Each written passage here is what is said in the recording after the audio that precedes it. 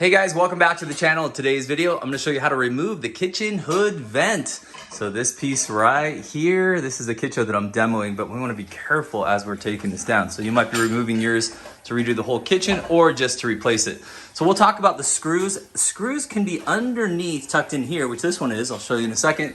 They could also be, you can check up here. Sometimes they have the screws up in here as well. However, before we get really up and going here, let's talk about safety. Unplug your kitchen hood vent. Most of them are gonna be plugged in that cabinet right up above, but there are some other ones that could be hardwired in there. So make sure that you are 100% unplugged.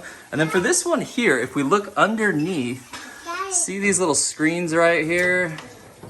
These just pop down. And when I do that, we're gonna find 4 screws. So there's one right there.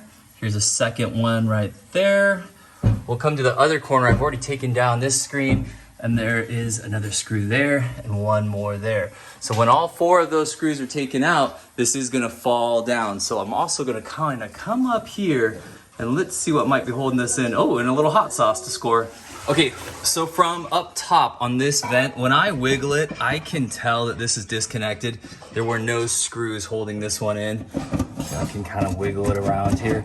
So that tells me this thing is gonna almost for sure just drop straight out. So you wanna double check, make sure there's no screws going through this sheet metal. Sometimes you'll find a screw like going through right here, maybe on the side, something like that.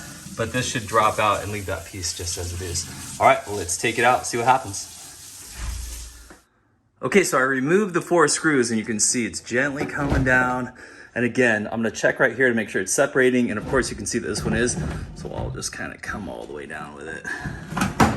Would have been probably a little smarter of me to undo a little bit more of this cord right here. The cord's just gonna pull right down that hole.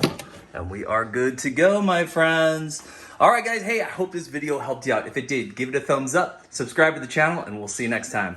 Bye for now.